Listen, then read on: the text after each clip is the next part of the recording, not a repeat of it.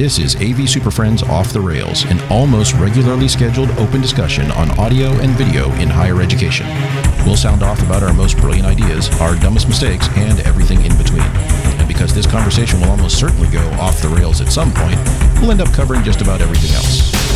And now, the AV SuperFriends.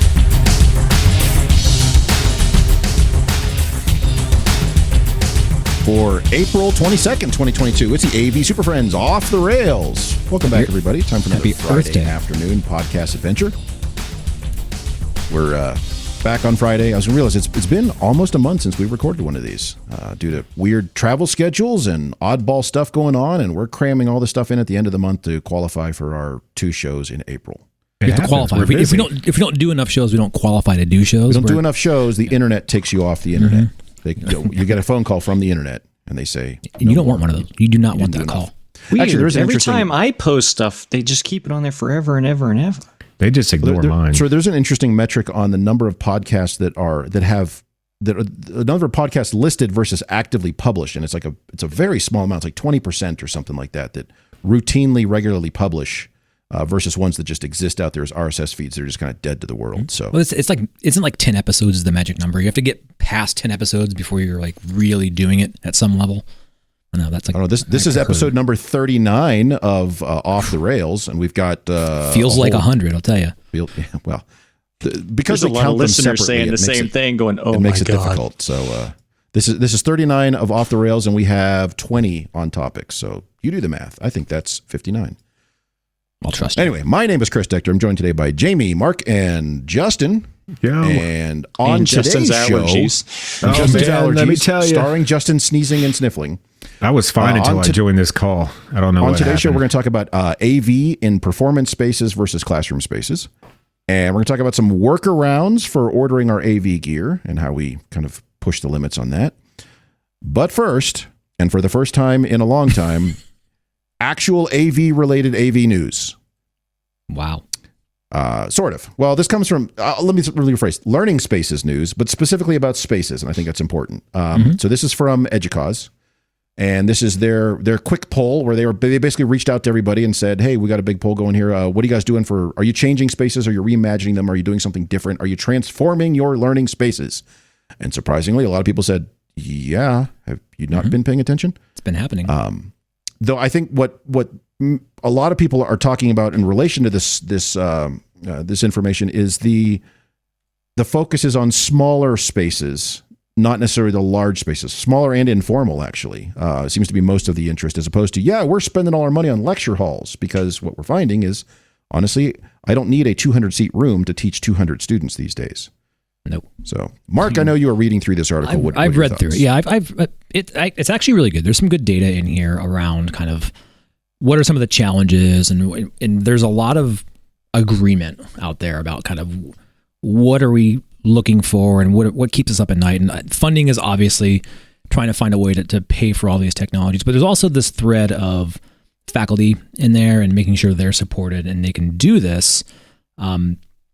And it's interesting because it's not just a technology thing, right? You know, we often dive deep into the technology, but I think it's good to see that it's like, okay, how do we make sure that the faculty and the students are actually having an input into this, right? And so it does have some reflective piece of that be mindful as you're designing. But it also brought up in my mind a little bit around ownership. And should faculty be formally trained through this? Like, what's that pressure look like? And so, you can throw a bunch of technology at spaces, and if the faculty are not necessarily ready or not developed to do that, will there be success? And then there was some intentional designing to meet the needs of the university. And I think we've talked about that before. Like, what are the pedagogical needs? What are the modality needs? And let that define what you want to do. So, yeah, there's a lot of agreement out there. And the one piece I wanted to kind of reel back from this is like, can we just stop talking about the new normal? This is just what you do in spaces now. It's not like we're done with that whole thing. Like all classrooms have this level of stuff. Can we agree on that at least? I think so. Plead the fifth. Besides WKU, I guess. I think we took out of this a little bit of the same thing. I really like the part of this article, and the thing that I would push upon up the ladder have, hey, administrator so-and-so, management is so-and-so. See? Mm-hmm. Is the point about it. These learning spaces are now wholesome, right? Mm-hmm. It is not just a part. For so long at classroom technology, they're very wholesome. We're going to give you credit either way. Whole Foods. Look, it's Friday afternoon. These learning spaces are part of a complete breakfast. You need these things. It's 4:22. Maybe I'm a couple of days late on things. Well, you really went hard on 4:20. Maybe I'm still after catching effects, up. Jamie. I'm still catching up. But sobering up is what that's called. Sobering up. It's holistic in that it's not just throw money at spaces or throw money at people. It is now throw money at all of it because you need all of it. I think so many times right now, and even during this transition to the new normal, I only said that to be an ass. Drop you off the show here. Yeah, click. So, but we just wanted to throw money at it. Just put cameras in, put mics in. And now we're starting to realize that, there is a training element to this. There is, and I think that's even from the faculty themselves. They're looking at this going, I am going to have to adjust myself to be more successful or to be better at what I do. And they're starting to see those resources. I also like the section in there where it says the same factors are enabling and disabling the success of your program. It's financial, it's the support personnel, it's all of it. And if you either have the financial support, the administration support, the people support, or you don't. And that those things are now, it's the same barriers. I found a lot of that. Yeah, we have one advantage of kind of waiting for people to request that technology is we're very intentional when we deploy it, and we know it's getting used. So adoption becomes quick, even though I know that it should be in almost every classroom.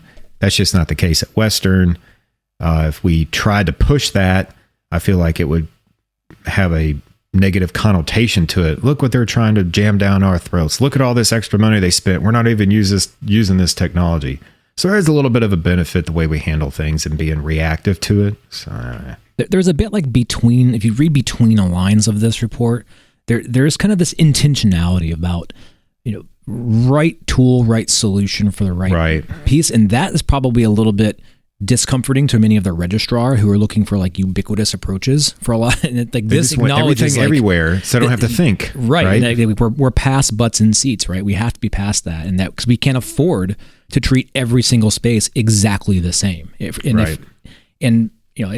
great. But then my other takeaway in the article was that this is all stuff we've been saying that seemed to have never ever got up the food chain, and here it is now at a different level of the food chain, which is nice to see.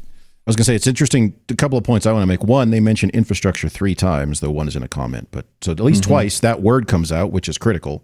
I would rather put money into that than fancy, shiny gadgets. But 2, there's the note about, hey, leadership, here's what you need to do. One is, there's a bunch of these nerds you have who probably are in the basement of your library that have to take care of this. You might want to go talk to them because you're going to make some high-level decisions, which are probably either contrary to what they're trying to do or disconnected, or maybe you guys are vehemently agreeing on things and don't even recognize it. So reach out to that team and talk to your local IT or AV group, whoever it is. But even things, to your point, Mark, things we've talked about.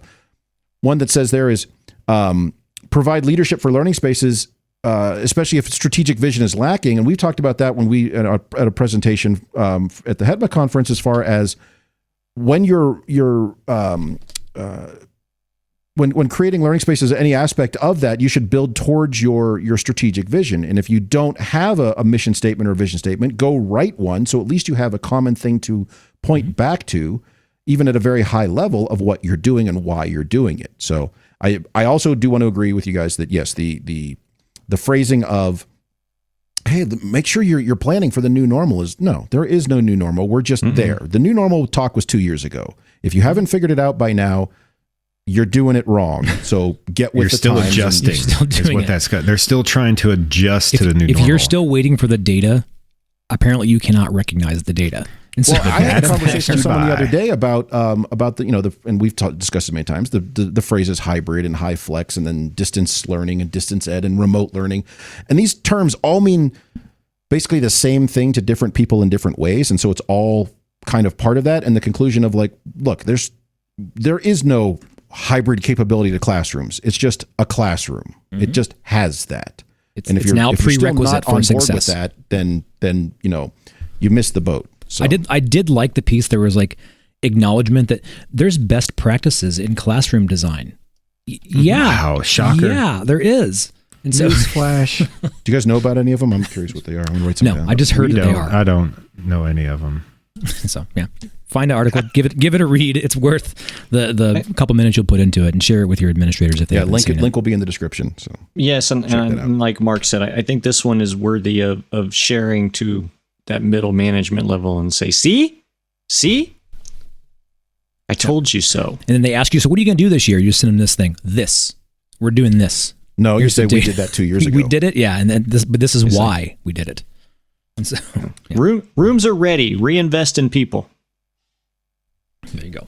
All right, so link in the description. Take a look at that. It is interesting. Read through that, and it may be good to share with your leadership at your institution. So, but we're going to take a quick break, and then we're going to discuss our mix of performance spaces and our studio spaces and classroom spaces, and figure out how all that stuff works.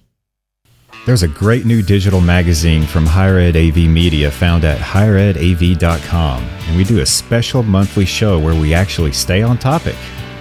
It's a show where we try to really focus on a single topic and break it down into AV SuperFriends style. That's AV SuperFriends on topic, found at avsuperfriends.com, higheredav.com, iTunes, Amazon, Spotify, Google, and wherever else you get your podcasts from.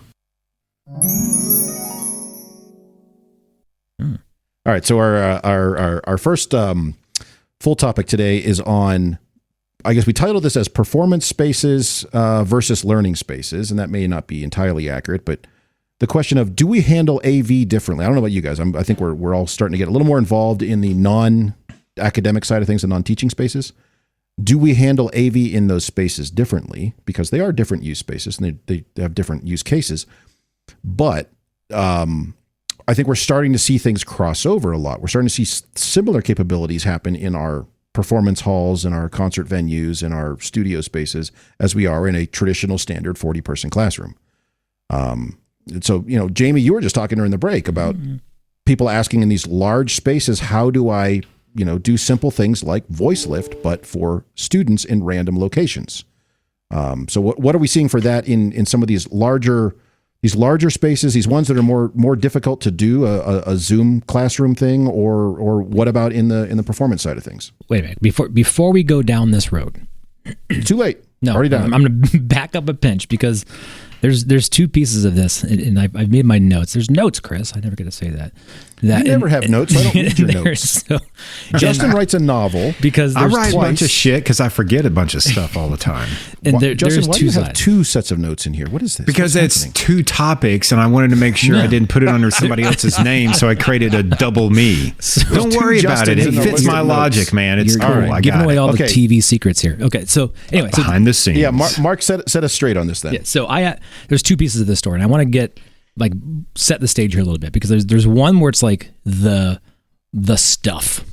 How do you do it? And that's one thing. But I want to talk about the more boring one first, to get it out of the way, because there's a part of this that's very much like cultural and what's being asked of you as an organization that deals with classrooms. I'm setting the stage saying classrooms first, academic spaces, and I brought up with me here a bear trap and a truck full of landmines that I'm going to purposely throw out and hope that one of you poor unsuspecting souls are going to step into this. So let me set this bear trap first. Well, hold on, because when Mark does this, Mark's been through some shit this week. He's been through some shit. So this is kind of therapy time for Mark. So we have to be here for Mark. Yeah, this is my catharsis of the week, episode number 12. Setting the stage for Mark. So no pun intended. Exactly. Let me ask this very simple question, and I will open the bear trap and put some honey on there and some peanut butter, and hopefully one of you guys will step into it. Are academic spaces performance venues?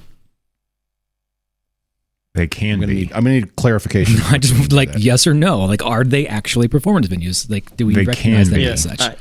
I treat all of them that way because in our industry, usually the teacher is an actor. And I've heard you say those exact things. Yeah. And when you start talking now outside of a classroom, but once they enter their arena, okay. How many issues do you have with an instructor where like they lost their damn mind within that room? They come out here in the hallway. We might as well have a beer. Okay, so we agree that there's a performative aspect of our teaching and learning spaces, correct? For me, yes. Okay. Yeah. All right, now the other side of this landmine I'll throw out there. Are they event spaces? Sometimes. No, I think they all are. A qualified depending on who's in there. Right. Okay. So the reason why I say it really nebulous and weird like this, because now, do your staff support events? Your teaching and learning staff, the ones that are like part of your no shit organization, do you do event support? Sometimes. Not if I can help it, but yeah, unfortunately. So what's happening here is, in microcosm, everybody who used to do events on campus 3 years ago, for some strange reason, moved those all to Zoom. About a year and a half, 2 years ago, whatever it was. Now they're all back on campus, and now they could do their events in person again, but with Zoom. So now you have to get two groups involved, and the group who used to do that because the campus functionally didn't exist for a year, that group left. They took jobs somewhere else, so there is nobody else, and so we are basically owning that because no one else will. Regardless of the critical fact that we as a group in IT are not funded for any of that, so I have to pull people away from academic support to go do these events, and it's causing a huge amount of friction right now to the point where it's already up to our CIO as far as how do we address this with appropriate staffing, not the technology. It's the human resources we don't have to dedicate to this. And are you often brought in just? Can somebody just be there to make sure my PowerPoint works and the microphone works? For an event or for a class? Yeah. For a class, I'll send student texts to rooms all day long for that. But they are leaving after 5 minutes. Right. And so, have you ever just been requested? Can you just have somebody be there just in case? Like, do you have your staff are asked to just be insurance policies just in case something goes wrong? If it's an event, so if it's academic, we're not saying the entire class, but if it's an event, yes, we'll be there at $75 an hour. Right. So my boss sits in every Board of Regent meeting to basically make sure their PowerPoint doesn't crash. That's it. So to Mark's point, yes, they sit there. And we're this insurance policy. It makes people feel better about themselves. And when something does go wrong, everybody just looks at you like you're supposed to magically fix everything. But did you being there make it from going wrong? Did it ever help? Did it ever help? Probably. I mean, I've got a lot of just good threatening, like just me. Standing next to the rack, like you better not fucking get out of line. I will come after you. Like a gatekeeper. Don't touch that. Yeah, don't touch that button. Okay, usually that is don't the touch problem. that. Don't touch that button. That opens the shades. You're going to make the camera look stupid. That's a real thing. Okay, so I'm just curious. It's a haves and have-nots. Like the true definition, or I guess the definition of event, like the one-off Board of Regents, the one-off graduation, the one-off whatever. It's the haves and have-nots. The people that have money, they actually have to contract out and have an event staff come on and do all of the stuff, whatever that is. We may have to deploy a person to make sure that whatever they plug into the wall comes out of the speaker. Sometimes that needs some kind of adjustment. But other than that, then we're back to what Chris is. If they don't have the money to hire in this event company, then if it's after hours, it's $75 an hour. If it's during the normal workday, we'll check in on it. If you want us to babysit, then it's $20, $25, whatever the salary. But they have to pay for it. We charge event rates regardless because again, we're not funded for any of that, and you're pulling people away from their jobs. Right. And they'll play but this is academic. The regional council on whatever. I don't. That's fine, but there's still classes going. I have 3 techs and 4 students on right now, and you're asking one of them to stop doing what they're doing to go over and watch your PowerPoint. Yeah, most of the time we'll get them It's like, no, if it goes wrong, give us a ticket. We have a whole that's what we're here for. Give us a ticket, we'll be there. Otherwise, good luck. Yeah, those tickets most usually people come don't in. want to pay. So last night in our event, in our event last week, we had this issue. We were embarrassed. Sorry. Yeah, I mean, we offered you support and you didn't want to pay for it. I'm not embarrassed. You're tap dancing around this. Is that somebody probably somewhere has paid for access to something, and therefore it didn't go exactly as they expected. So they're actually wanting their money back, and so we've seen it happen. And so, but it does beg the question that whatever you call your internal staff that does your classroom support is part of their job and their role to do event support. And I'm not saying, we put it in other duties as assigned. Like, is it explicitly called out in their job? No, absolutely not. And I would say I would even qualify that with nominally. That is to say, by name only. No, it is not in there. There should be a separate group to do that. Okay. So it for often us, falls to us, but go ahead, Justin. Yeah, for us, it's kind of unique. Jordan Basham's been on the show before. We got our own PBS station on campus. Their group is great. They take care of big events, well before COVID and Zoom and all that stuff. Graduation, you call them up, pay them to drag their cameras up, do a big broadcast. They can post-production. They do all that stuff. Then, like we said, COVID hit. Zoom came along. We want to do our event. So we started showing up at the same events with Jordan. It's like, what are you doing here? That Spider-Man meme where everybody's pointing to each other. Mm-hmm. So we've had to figure out whose role is what, because we're not interested in pursuing events. We're interested in just helping out where we can. So I think the last time I've discussed this with our group, because that's on the support side. Engineering doesn't really deal with that. The support people have an option where our boss, I think, goes to them and asks them, would you like to work overtime at this event tonight? They're needing some support in this classroom. Yes or no? If the answer is no, I think we send back, hey, we don't have anybody. Sorry. If the answer is yes, I think there's established rates and some things of that nature. Feedback rate of some sort. So, so it's a mix.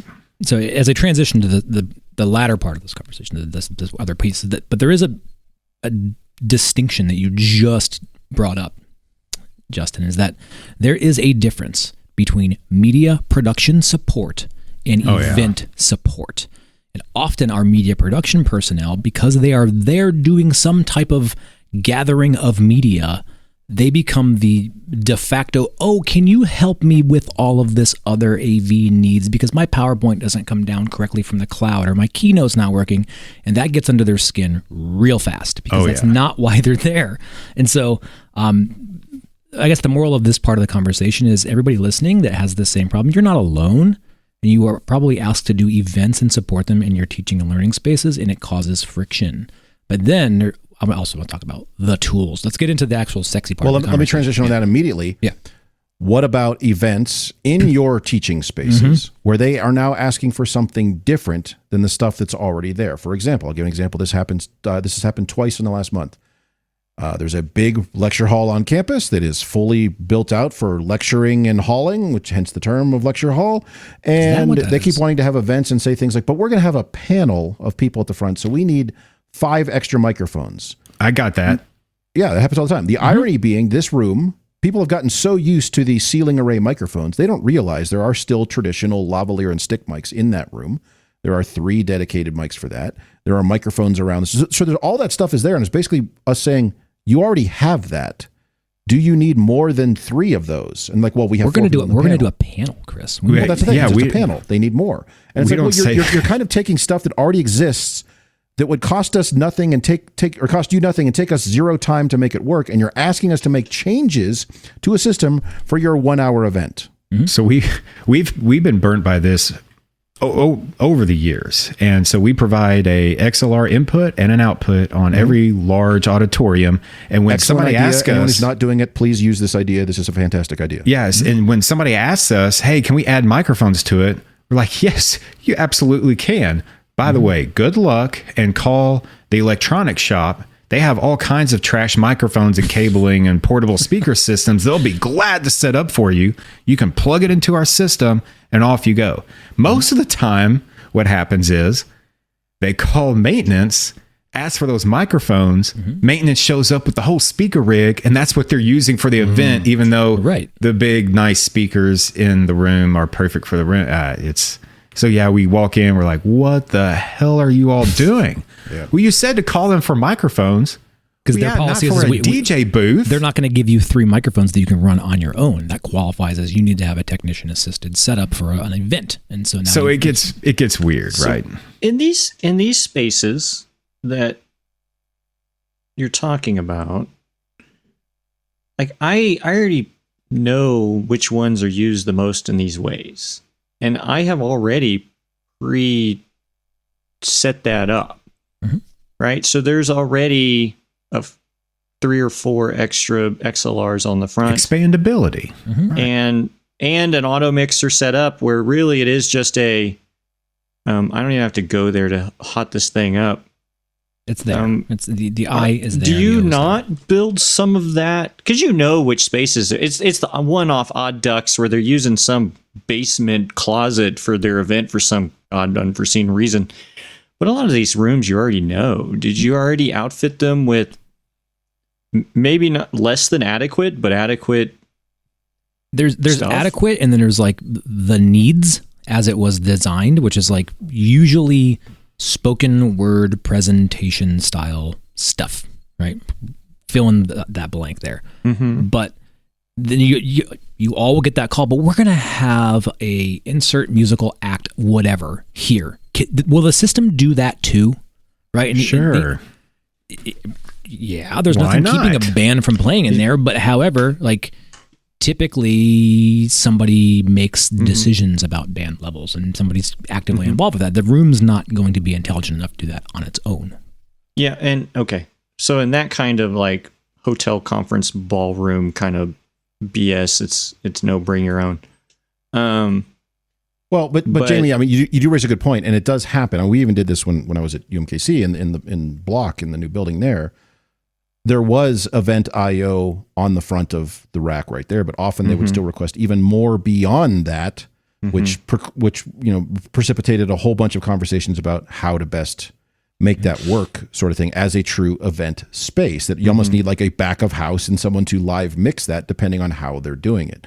And to Justin's point, yes, I see that all the time where they will like, hey, we picked the biggest auditorium on campus that has all this stuff, but we're going to take a PA in there. It's like, well, now you're just making it worse. Go somewhere else. It's just like this constant, you almost want to have, and I don't want to volunteer this because it would have to almost be somebody in the AV support group. You almost want to have like someone who can like consult with them when they say, we want to do this sort of event. Where can we do it? And you have to tell them, but they don't ever do that. They just pick a big room, or usually it's a room in their building for their department because that's where they are. And it's often not the right space. So are your sound systems designed in a way to compete with a live drum set? Well, you're talking like I'll tell you right now, music venues, and that's different. So. But that's the ask, though. That's what happmes. I don't get that ask. Yeah, no, I have the dividable ballroom thing where they have that kind of not there at all, where they have that kind of thing. But, when that comes up, we want a band, we want to dance. It's like, well, then they need to bring their own gear. Yeah. But I do have stage performance spaces where there's 2 systems, actually. There's the house system that the local conservatory or whoever runs, but sometimes that door is locked because, it's not the conservatory. And then the AV system, I actually up-designed in order to be able to do that whenever the random person did it all on their own without consulting with the person with the key to the master control room. So I guess that's where I'm saying I do design for that in spaces where I can expect that phenomena is going to happen. But in these other ones, we do draw the line someplace. We just say, look, no, this is for generic PA-ish kind of presentations. If you want DJ Rockety Rock, they've got to bring their own. Because most of the time when they plug into yours, they want to jack with everything anyway, and we're out. Yeah, you're not for instance, our basketball arena, they hire a local DJ to come in, and he will not use what's provided to him. He could just plug his laptop in. But he's so convinced that we're doing something weird to it that he wants to bring all of his own gear and like, whatever, go for it, pal. So that's where we sit with that. So, okay. Jamie, something you mentioned there makes me want to ask this question, and so I'm going to do it right now. And here it is. That's a performative.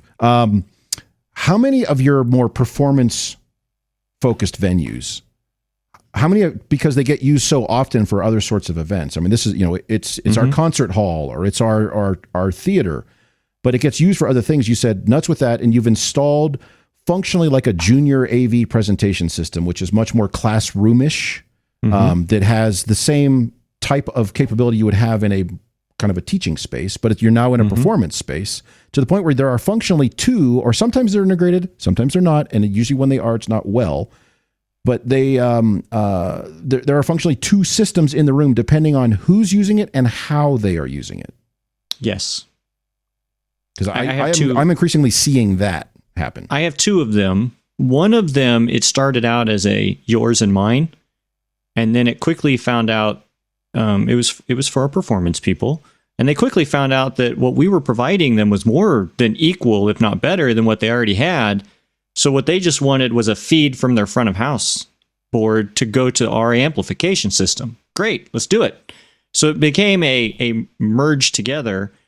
But that one is used a lot for senior recitals, and we never know what they're going to have. And sometimes they have PowerPoints and sometimes they don't. And we have the luxury of, lifts and draperies and then, right, the prosceniums and everything to hide stuff in, right? So it's really is well. But they also have the students that have to learn how to use these front of house systems and things. So we have to be able to flip that switch into the more professional end. Again, I'm pretty lucky that our conservatory people that do the live performance things, they know what they want, and they also know when is it adequate to use what's provided. So, because in essence, they don't have enough time to be road casing a bunch of crap. They just don't. No. Yeah. So they kind of know, internally, they know where that limit is. Like, no, this is we need to produce it one, or no, we'll use their speakers, but we're just going to route it through our faders. So it's kind of that mishmash. Our ballroom, though, goes all through our stuff. It's either ours or you hire somebody. I have noticed that increasingly in like the true multi-purpose. Today it's a conference, tomorrow it's a meeting, whatever sort of spaces. That after a few years of that, I've seen this all over the place. It used to be 10 years ago that was like a separate crew who did that, and now it's like just like the classroom people just put their stuff in there. It works fine. And just it's not a true performance venue. You don't have to have the crazy level of acoustics or support for live music. You're just going to go in there and use it, but it's different every day. And the AV systems that we use are adaptable enough that's fine. Yeah, we've got a conference center that we've outfitted with that classroom style technology because that's all they could afford. That's all they needed for events when the building was built, et cetera, et cetera. Correct approach. And so time goes on. Like, these speakers suck. Well, what are you trying to do? Well, they don't play well with our concerts that we're doing. I was like, holy shit. So we put in some tie lines, and they rented a bunch of equipment. So now they never use the audio system that's installed. They set up every time, even if it's just a standard mic and very basic thing, but they use the projection. So it's really weird how much energy they put into setup for what the, dumbed down classroom system could achieve for them. Right. There's a lot of what's the cheapest way I can have success with this event? Right. And that's how it gets sent to us. We know that this is probably not the right venue for what this student group is trying to do, but they don't have the budget to go get the right venue, or there's some competing use that's going on. And so here they are. And it's not that we're trying to deter that.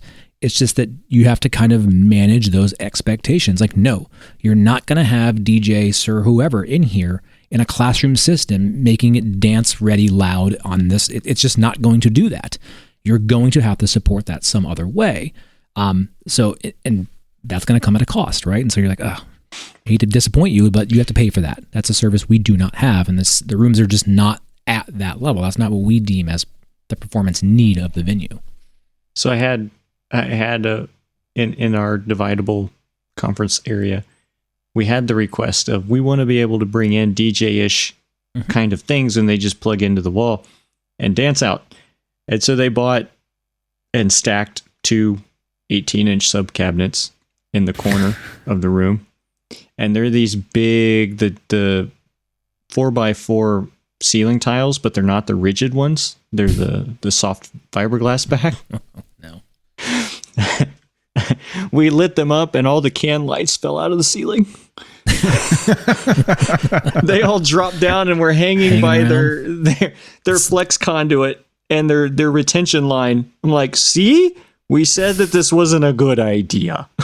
No, that's an electrical code problem. Like somebody didn't support their shit correctly. Had nothing to do with the speaker system, structure, right? Yeah. Well, just still the fact that they lit these things up and just the ceiling tiles came down.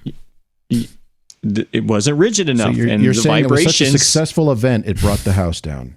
Oh yeah, buddy, it Exactly. did.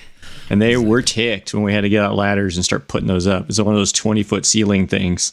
Like, good luck with Especially that. those, you said these are the big 4x4s, so they're awkward. Oh yeah, and the soft ones where they're not rigid. They flex and snap immediately. Yeah. So we're related to that. How many of you get the request for events where they're, every campus has this? You have kind of like the historic buildings or the ones that are maintained in an old fashioned, but they're not used for teaching space. But they're in these nice kind of like event gathering spaces, and they're like, hey, bring over a bunch of stuff and set up in here. And you're like, well, if you go across the street, there's a building with 27 rooms that has all that right now. Well, no, but we want to be in this building. Well, then you get nothing, and sorry, I get those requests a lot now. It's a nice time of year. Weather's nice. People are like, we want to be outside and do this, but we need a PA. Well, I don't have one, so good luck with that. Call electronic shop and facilities for that. That's what we say. They have all their stuff. So it's just it's odd as far as that kind of that use case of we want this, but we don't want to be in a space that has that. Right. We don't want to be in. It just looks like a classroom, Chris. What about feeds and direct outs and things like that? Do you have your standard approaches in classrooms? Do you provide video outs, audio outs from the system so people can have access? So I want to bring in blah, blah, blah, and they're going to want a recording of this thing. Or do you have any of that self-service attached to outboard gear IO? For audio, yes. For video out, I rarely do that where it's just accessible. They can wheel in a TV and plug in, right? We've got a couple of large event spaces that do that never get used. But for general classroom spaces, we don't have a lot of microphones in there anyway, so all you'd get is the program audio from the computer. So it's like once we start getting microphone, that's kind of my rule is if it has more than 2 microphones, it's getting an audio out and it's getting an XLR input for aux. Now, anything below, if it's just a single microphone or no microphones, you're not really getting that as an accessible user tool in the room. Yeah, we have at least one balanced IO for audio in every room, and usually there is a video output available but not accessible. Mostly because we have it. I try to leave one extra video output for visually impaired systems that we can quickly install an outlet, a jack for that when requested. But again, in the performance or these not classroom spaces, or the spaces, even if they're classrooms that host events, I will make it so that there's more than 2 outs, so that one can be like a press feed distro, and then the other one can be a record. That so that way you can kind of manage both of those because they're very different in what the people want out of them. But I like I said, I because we only have a few of the spaces that get used like that a lot, I know what they are already, and I've already taken those steps because I'm lazy and I don't want to go set it up any random day. I just want to say, press a button and it's ready. Automate it. Let it go. Right. I get it.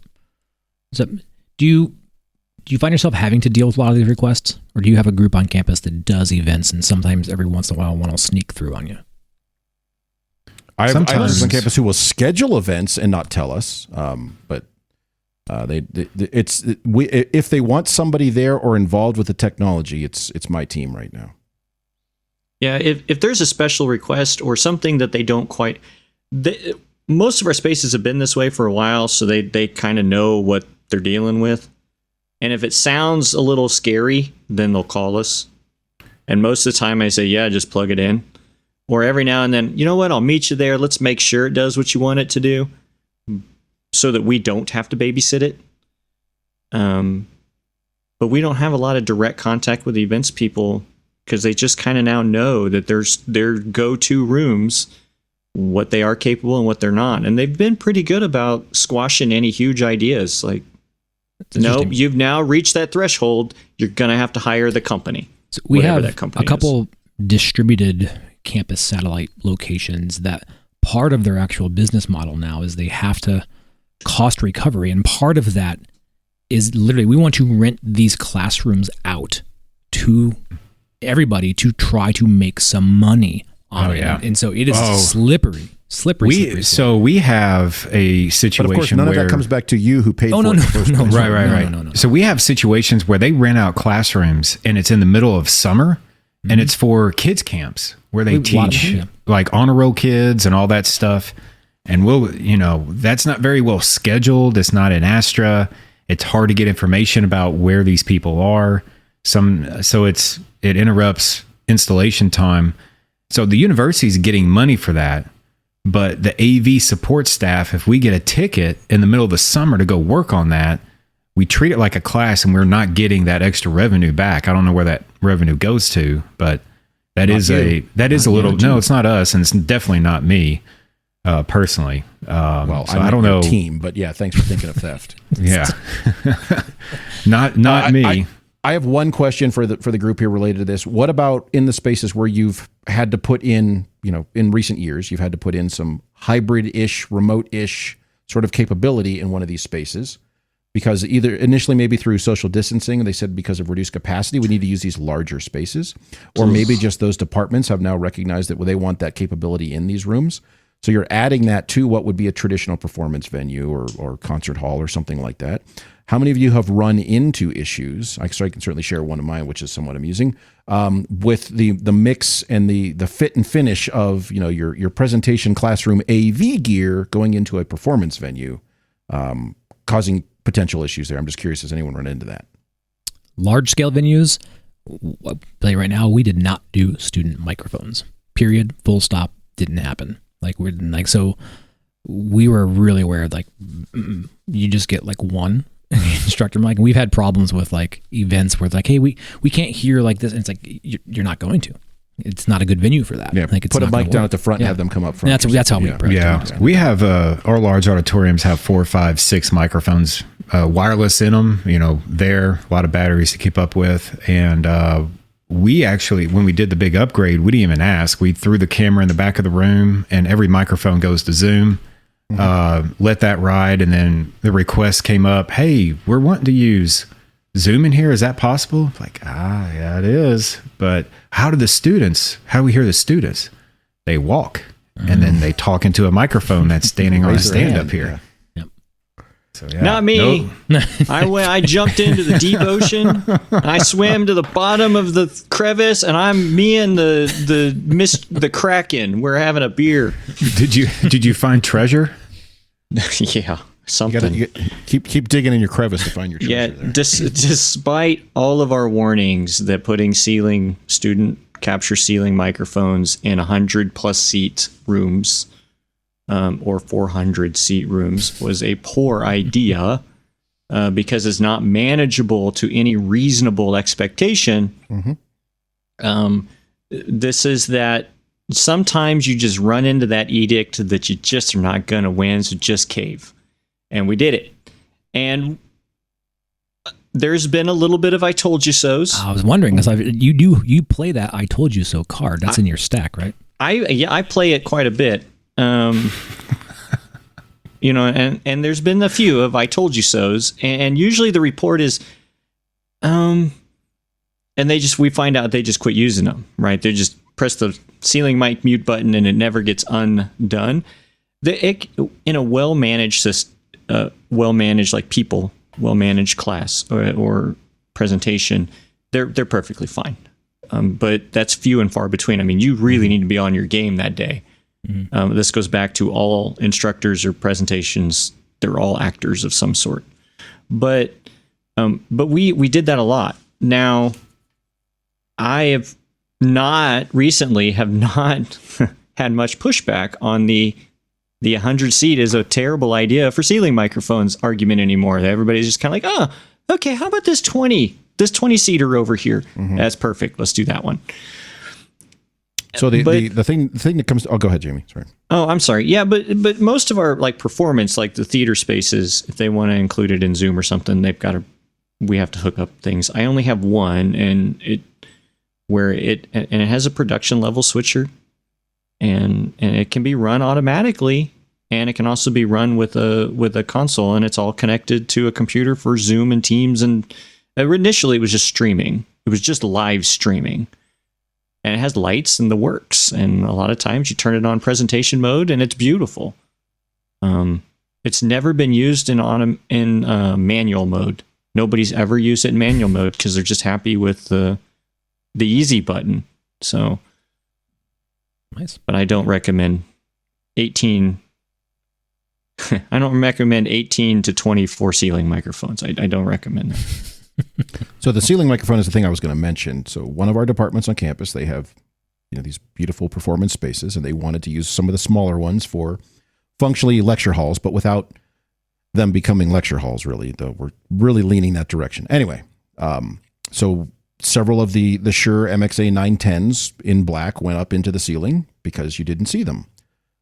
But the Shures have, and all microphones have LEDs on them. And this became a thing that people could see the LEDs, and when the house lights were down, and this was round and round and round, and their solution was to get ladders, climb up there, and put gaff tape over the LEDs. When I, of course, pointed out you could just go into the software and turn those LEDs off, the response was, what software? So it was kind of like somebody found a solution to a perceived issue, but didn't really know how to operate or best manage the stuff they had. So which a lot of that kind of then falls on my shoulders to absorb and support those spaces. And theater people fix things with gaff tape. Yeah. Theater people love gaff tape, and that was their solution, and it worked. They love fixing things. Thanks for putting gaff tape on my $5,000 microphone. So. I think ceiling microphones, a well-deployed ceiling microphone system has actually caused worse behavior. Because, it caused it, or it picks it up more? It caused poor presentation behavior. Okay. Example being, student in the back row of a 20-row auditorium in the past, to ask a question, must use their outside voice. Right? They must yell, speak loudly, enunciate. But now they know that they can speak in a normal tone.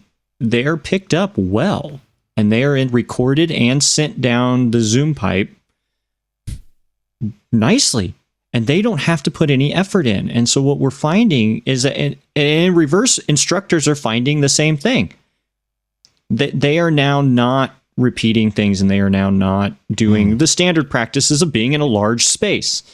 And it's actually decreased performance behaviors instead of accentuating what we're trying to do. It's been a weird thing. Has anybody else seen that? I think so you're saying as soon as you see those lazy, when they know there's a lazy microphone, now. Yeah, when they know it's there, all of a sudden, like that phenomenon, when you give somebody a microphone and they stop speaking loud, and it's like, no, you have to keep speaking. That's the Can everybody hear me? I don't need a mic. I'm going to talk like this. Exactly. And so now that, like, when they see microphones, the expectation is it's going to be perfect for everybody everywhere. And there's like zero acknowledgement of like routing and what's actually going on. The microphone itself, the act of being there, makes it perfect, even though we know that's not the case. Well, and I think even the instructor that as Chris pointed out, the I don't need one of these things person, I haven't used one in 30 years. I'm not going to use one today. The ceiling microphones, again, have enabled them to continue a poor practice because, yes, they're being picked up in their loud voice, but not as cleanly or clearly as if they would just clip on the regular one. And I'm seeing them not even taking the wireless ones out of the drawer because of that perception that I can now be heard everywhere and they can't be. The students in the back still can't hear them, which leads to the next question. Do you mix minus those? How do you deal with that? I don't. I tell them it's not possible. Good luck. But I'm sure Mr. Golden ear out there, the one listening to this screaming right now, I'm sure we're not saying you cannot do this. Don't hear what we're not saying. It can be done. I'm not doing it in the bulk of my spaces because I do not want the headache. No, the smarter move is to, like you said, you limit the microphones, come down front or come over to these spaces where there is a mic and you know, that's piped right into the system, as opposed to let's mic the entire room and then mix minus the crap out of it so you don't get immediate feedback or you have to AEC the whole darn thing. And regardless of what anybody says, they can't shout loud enough to be heard on Zoom. So, all right. Well, that's performance venues and event support and classroom spaces and all the stuff in between. Any last thoughts from anybody? Anyone want to throw in their last 2 cents on this one? It's a monster of a topic, but we do have to end at some point. Are you be able to work? Can you work an event in this classroom on Saturday morning for me? It's 8:30 p.m. on Friday night. It's 8 in the morning till 8:30. We have 72 microphones we need to hook up. Oh, I got one of those today. We have our brand new building, which is not open yet. The construction is almost done, but it looks done-ish enough. And because there's some specialized science labs in there, people are moving some of that stuff in. And they said, "Oh, we're going to have an event in there this weekend. Good luck with that." You know, none of the AV works, so have fun with that. So. No Zoom pipes for you. Yeah. I'm sure enough of it works that they think it might, and then we're going to get complaints. Or the electronic locks aren't online yet. Have fun. All right. Well, let's take a quick break, and we'll come back and talk about some ways to avoid asset tracking. As many of you know, the Super Friends have always been better received when we have more input from you. So, here's your chance. Send us a note at mailbag@avsuperfriends.com and get involved with the show. We're looking for some topics to discuss, some fellow nerds to talk to, or just general AV awesomeness to brag about. But remember, we'll probably steal your ideas. And I suppose we'd take some criticism, but that wouldn't be very nice. Anyway, drop us a note at mailbag@avsuperfriends.com and find out how quickly we ask you to join this nonsense.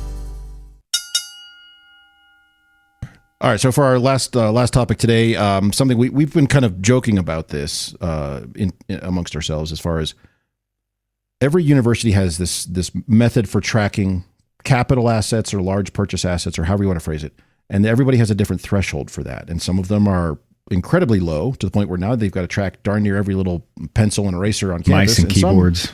Every mouse and keyboard. Those are fancy mice. And some of them are very high. The issue we run into a lot, and I don't know if you guys have run into this, is that do they consider, for example, an equipment rack the equipment rack a single asset based on the threshold assigned by the institution because of all the gear being in there and the inclusive cost, or are those all separate pieces? So, like, let's just what is the magic threshold for all of us? I'll say right now at Wyoming, it's $5,000. Anything above that becomes a capital asset, and someone has to come in and put a magic sticker on it, which prevents theft or something. I don't know what that does. Yeah, insurance. It's for insurance tracking. Single unit. Yeah, single unit is 5,000 for myself over here on the west side of the country. But then there's like different things we'll get into later on. But the whole like total project cost when we can buy it in house versus it has to go to the state is a different threshold. But yeah, single item is kind of 5,000 here. So every computer, no matter how expensive it is automatically tagged for. I don't know exactly the real reason why. I think it has to do with imaging and our relationships with Dell, and they do tagging that, service tags are mirrored with, I don't know. It's kind of crazy. And then our threshold is $2,000. It might have recently been changed to $3,000, but you know how we like cheaper things here in Kentucky. So you got to asset track and insure everything over $3,000, maybe. Maybe it's $2,000 still. I don't know. So our project manager has to, the inventory people don't know what the hell this widget is from that widget, and the screen's 20 feet in the air. So he has to go and proactively get all the stickers. He has to write down all the serial numbers, And then he has to report the serial numbers that he matched up with those tags back to inventory control. Does he have a scanner? No, it's all paper and stickers, like physical stickers and paper. Jamie, what about you? What's your threshold of pain? Individual pieces, it's $5,000 for individual pieces. Now we can get creative with that, but individual pieces. And then like Mark, like you said, there's a different threshold for whether or not we can buy direct or have to go to bid. And that's a pretty significant amount. Well, yeah, I think that's a separate conversation. Once you cross that to bid, where it has to go to public, or whether you just have to get multiple quotes, or how that process works. I'm thinking more along the lines of I have run into the issue where they will ask, what's the total cost of the system? And I'll say, I don't know, $26,000. Like, we have to tag that. It's like, it's not a thing. Mm-hmm. It's not one thing. So I have to be careful now when listing stuff to make sure there is nothing in there over 5,000. The entire cost of the space is over that, but you can't come and tag a space. I don't know how that works, but some people spaces tagged as like a QR code when you walk on the door. QR code on the door. This room is still here. Bathroom resource. Although, that said, it may be just a lot easier to asset tag that way. Like, just have one big ass and say, here it is. It is easier. It's like the podium thing. You put $50,000 worth of stuff in that podium, just put one sticker on it, call it a day. But the problem is, if something happens where that one thing gets stolen, because this, for me, that everybody argues, I asked the question at WK, why the hell we do this shit? Well, it's for insurance purposes. We're self-insured, and that's how we track larger assets, so we know the value. So if you did tag one whole lectern worth $20,000 or something, the computer got stolen, and it gets a little weird. And there is also like grant funding things where they need to know where that money and how private it's spent. funding. And like some of it's for tracking, some of it's for auditing purposes, and some of it's for location. That's the other issue, is if they want to tag whatever my stuff is. I don't know. Let's say I get a full-on DMPS, which can be over $5,000 depending on how you spec those out. Nowadays, so they go put a big sticker on that one. 2 years later, I need to move that from this space to that space because of whatever reason. Well, I now got to go let asset tracking or asset management know, and got to fill out forms to tell them where they're going. And they don't care, and I don't care. But that's the way that the regulations are written. So if that DMPS cost me $4,999, I can move it around all day long. So it's just a weird arbitrary thing that I don't know. It's an oddball thing. So I've gotten to the point where I really don't have many items that I have to deal with this way. Even with projection systems per se, right? If you buy the larger ones, you quickly can get to that $5,000 mark. But if you take the lens out of it, it's under. There's also certain lenses that are their asset all themselves. Because I will say at previous jobs, I've listed a video wall, not as a single item, but as like 26 pieces of gear. And because I know like when you buy a Tessera, right? I've actually. Can you give me the cards separately? Well, I had them ask that before. Like, I need all the cards independent. Okay, here, take out the 75 tiny screws to find out which each card serial number is. And they kind of give up on that. But DM chassis, I've had that too. Like, we want to know every single card that's in it. Well, if we tag every single card, luckily that puts the whole thing under $5,000, so we don't have to tag it, right? Where do you put tags on? And they look at you funny. They look at you funny, like, wait. I've had boxes with lots of tags on them before. Like, where do you put tags on screens? Because I'd tell you, our people have put them right on the front. Casing. What, you mean projection screens? Oh yeah, those things that drop down that show a nice pretty image, and they just right on the front, middle, and then we kind of like, hey, please don't do that dumb shit again. And then we'll just put it right on the case, so it's always visible in this nice room when the case is closed. And you're like, holy shit. They hand us the stickers. We sticker our They do that with us now, so So is there part of this? I've had people show up to rooms where, like, say, for example, swapping a big projector, even without the lens that's over that threshold. And they say, we have to come tag that. I'm like, great. It's 40 feet off the ground. So have fun with that. And they're like, what if we just put this tag over on the rack with a note? Like, that's fine with me. Go ahead. Like, I don't care. But have you taken this information like to your vendors and like manufacturers? Like, it's part of how I assess gear. Like, I'm very cognizant of like, great. And yeah, you've wedged a lot of stuff in that box, but now you've priced me out of ever using it because I'm not going to knowingly buy things that are going to have administrative overhead with them as part of this tracking process. There may or may not have been a presentation switcher that had a wireless feature that was built into it that put it over that. And I actually would separately order the wireless feature back in those days just to not have the single unit be the price. And I would add it as hardware, even though the box itself was capable of doing it with licensing, we would not use it. And so we were like, nope, we're not going to do that because I'm not going to buy those like that licensed to do it because it puts it over the threshold. And we are very clear with folks like, no, we would buy this for $4,999, but for $5,002, we're out. So it's really bad that this does not fall within my realm of responsibility. Therefore, I don't care who tags it, so I just buy it. Oh, you don't have to toy with them? I'm not responsible for the inventory. I'm not responsible for the track. I'm just responsible for purchasing it and making sure it works. So we have ownership where like you own it and you have to, and one day out of every year, asset manager's calling you and you get to go on the world tour of stuff and to go scanning away. Hell with that. It's not that bad, but and it's Don. Design decision. Yeah, that's Don's problem. It's design decision that does kind of start to make design decisions based on what's in there, though. And increasingly, as we can do more with less. Let me rephrase. As we can do more with lower priced gear, we're not running into this as much. Mm-hmm. It's now in a modern space in 2022. It's the rare room that has anything that would be over that, and there is probably a handful of them that this one room in this new building is going to do that, or this one room in our lecture hall or performance venue is going to have that because of these two pieces in there.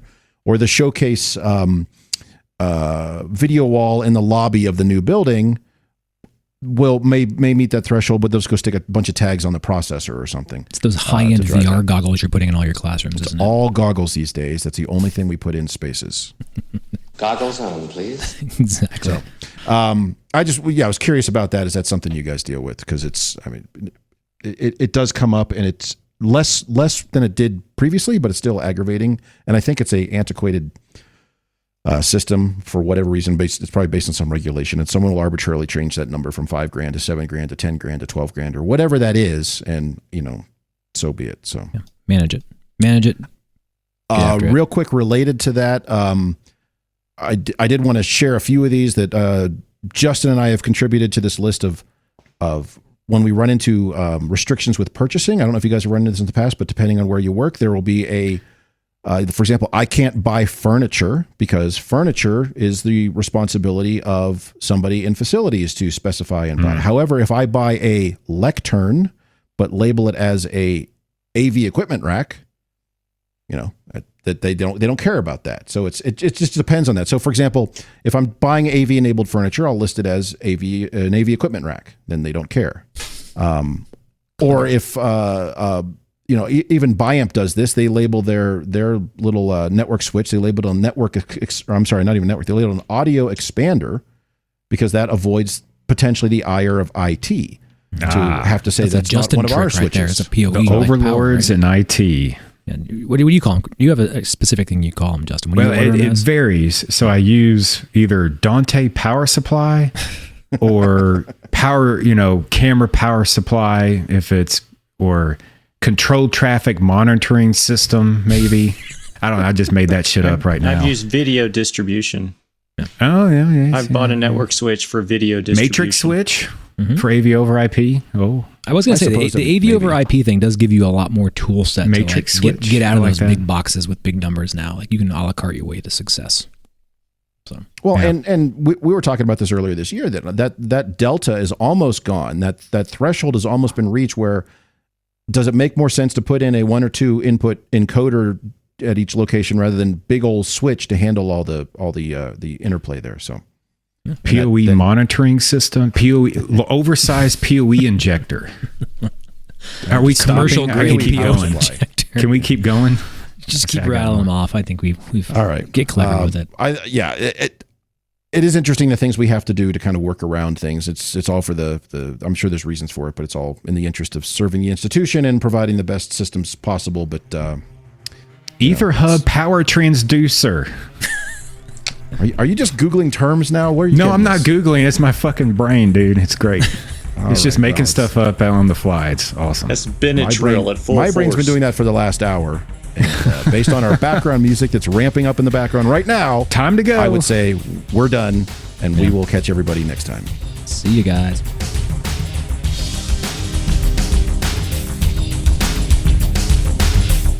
Well, we've managed to ruin yet another episode of AV Super Friends Off the Rails. You can contact us with questions, topic ideas, or general complaints at mailbag@avsuperfriends.com. If you complain loud enough, we might just invite you on the show. Nice work, everyone. Sharp broadcast. Really good. Everyone on the floor as well. Really a lot of hustle. I liked it. The opinions expressed by the AV Super Friends are solely those of the individuals and do not represent their respective institutions, organizations, companies, or clients.